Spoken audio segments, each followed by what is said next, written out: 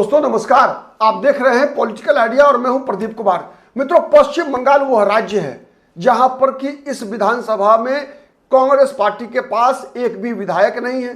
पश्चिम बंगाल वह राज्य है जहां लोकसभा में कांग्रेस पार्टी के मात्र एक सांसद हैं, उस कांग्रेस पार्टी के जिसके कि 2021 तक पश्चिम बंगाल विधानसभा में विपक्ष का नेता हुआ करता था। मतलब 2021 के विधानसभा चुनाव से पहले तक कांग्रेस पार्टी पश्चिम बंगाल में मुख्य विपक्षी दल थी। लेकिन मुख्य विपक्षी दल जब 2021 का विधानसभा चुनाव लड़ती है तो कांग्रेस पार्टी के एक भी विधायक नहीं बचते। तो क्या 2026 के विधानसभा चुनाव में कांग्रेस पार्टी के लिए क्या संभावनाएं हैं, हम जानने का प्रयास करते हैं। मित्रों, अब जब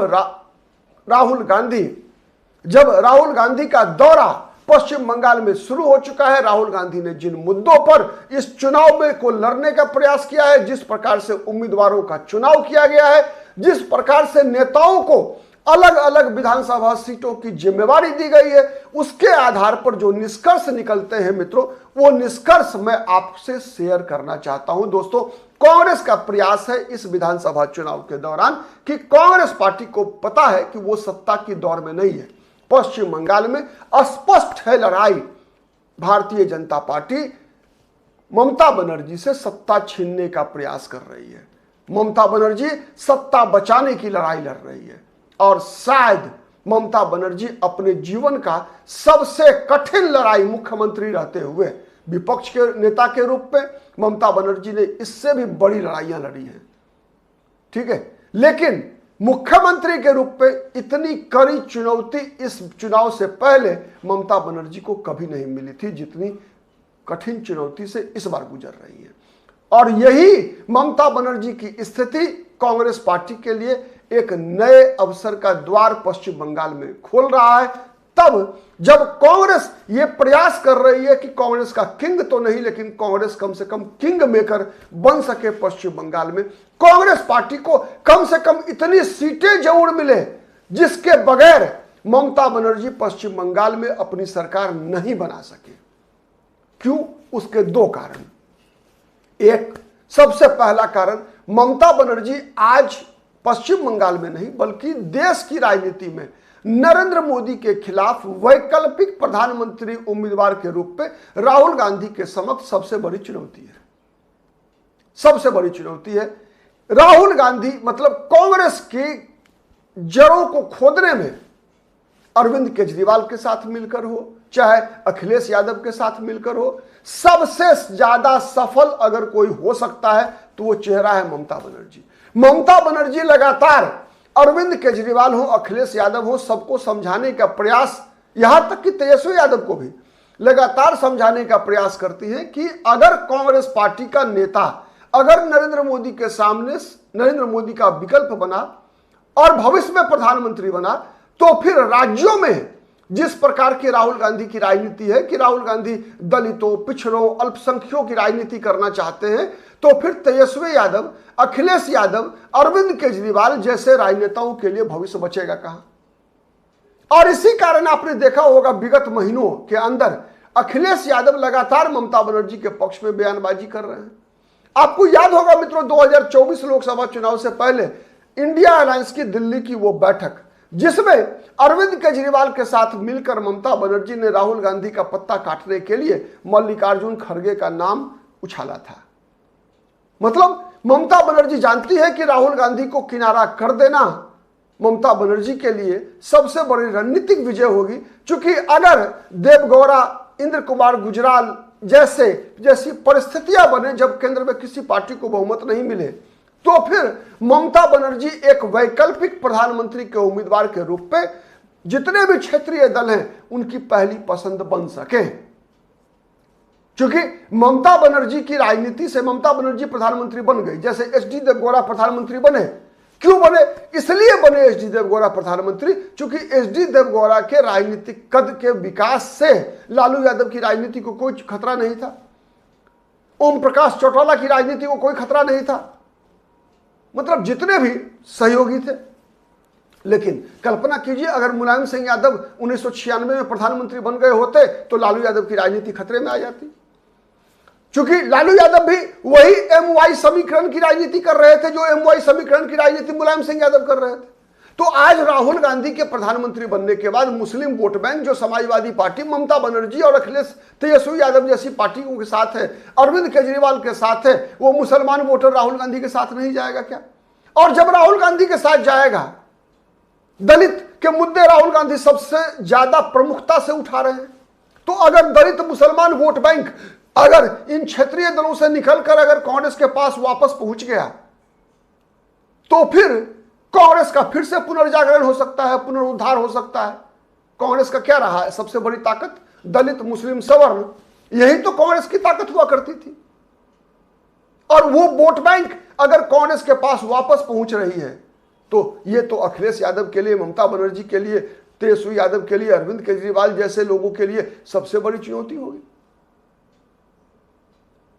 आज तेलंगाना में देख लीजिए, जब से रेवंत रेड्डी मुख्यमंत्री बने, मुसलमान एक तरफा कांग्रेस के साथ है। आज के चंद्रशेखर राव की स्थिति क्या हो गई है? तीसरे नंबर की पार्टी बन गई। सही है ना? BRS जो पहले TRS हुआ करता था, आज तीसरे नंबर की पार्टी बन गई है। वहां बीजेपी से छोटी पार्टी बन गई है के चंद्रशेखर राव की पार्टी। तो ये डर तो केजरीवाल को भी है, ममता बनर्जी को भी है, अखिलेश यादव को भी है। इसीलिए कांग्रेस पार्टी ने का मिशन है, राहुल गांधी का कार्यक्रम, राहुल गांधी की रैलियां हुई। कहां हुआ? मालदा। कहां हुआ? रायगंज। अगली रैली मुर्शिदाबाद। बहरामपुर से चुनाव कौन लड़ रहा है? अधीर रंजन चौधरी। मालतीपुर विधानसभा सीट से कांग्रेस ने अपने पूर्व सांसद मौसम नूर को चुनाव लड़ा रही है, चेहरा बना रही है। TMC के मुसलमान उम्मीदवार, मुसलमान विधायक कहां छोड़कर जा रहे हैं? कांग्रेस के पास।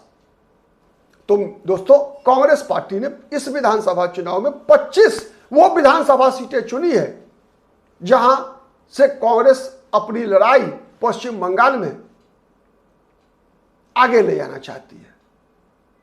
और ये 25 विधानसभा सीटें वो विधानसभा सीटें हैं जहां पिछले लोकसभा चुनाव में जब कांग्रेस को लोकसभा चुनाव में एक सीट पर मात्र जीत मिली थी, तो विधानसभा वाइज 11 विधानसभा सीटों पर कांग्रेस के उम्मीदवार पहले नंबर पर थे और वो 14 विधानसभा सीटें जहां कांग्रेस के उम्मीदवार दूसरे नंबर पर थे।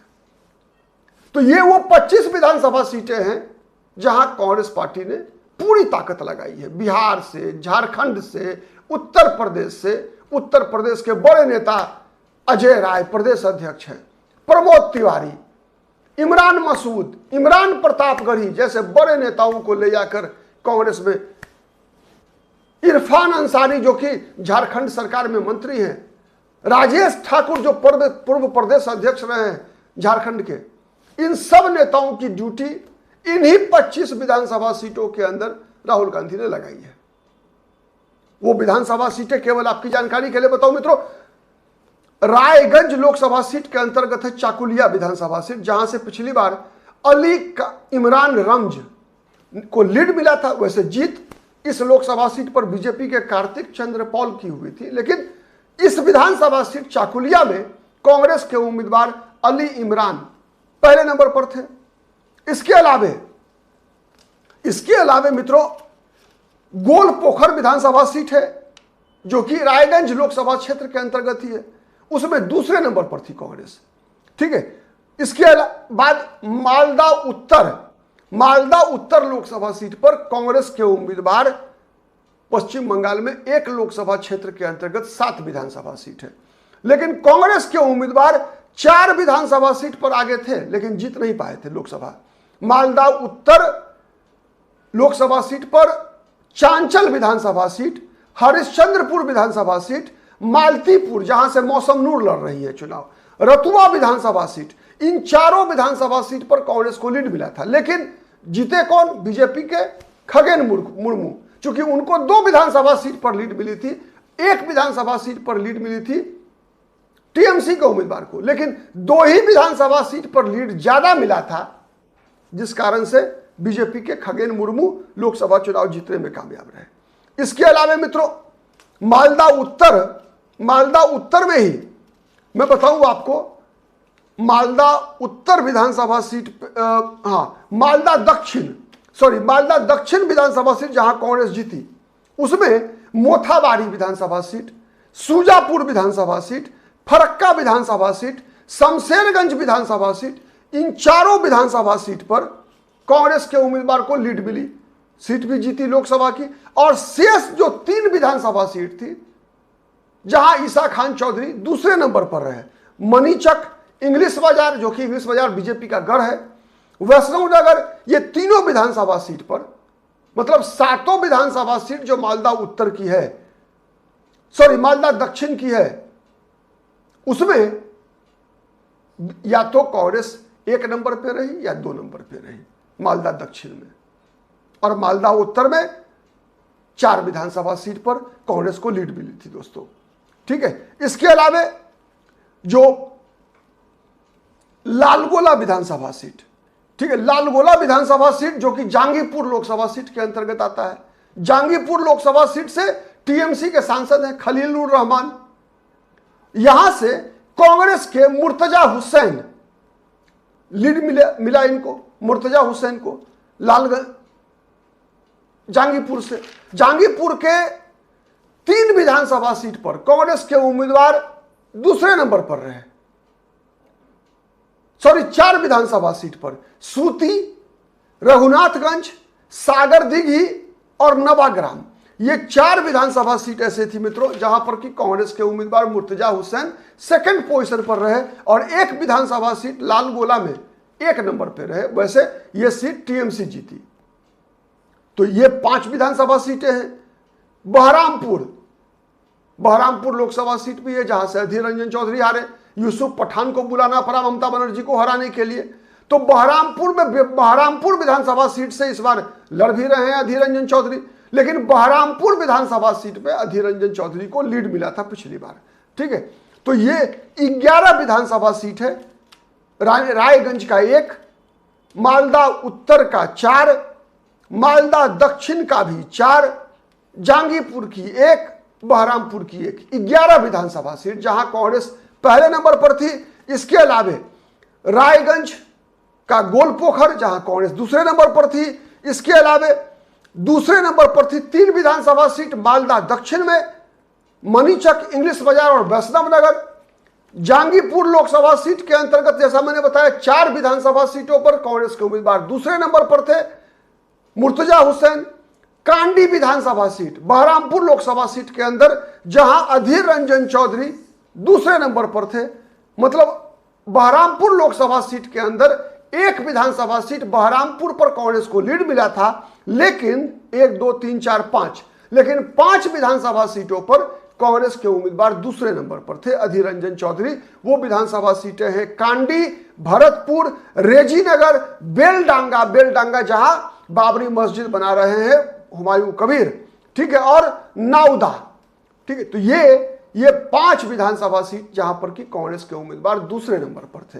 इसके अलावा बीरभूम लोकसभा सीट पर मिल्टन राशिद, मुराराई विधानसभा सीट, यहां से बीरभूम से सेकंड पोजीशन पर थे, मुराराई से मिल्टन राशिद।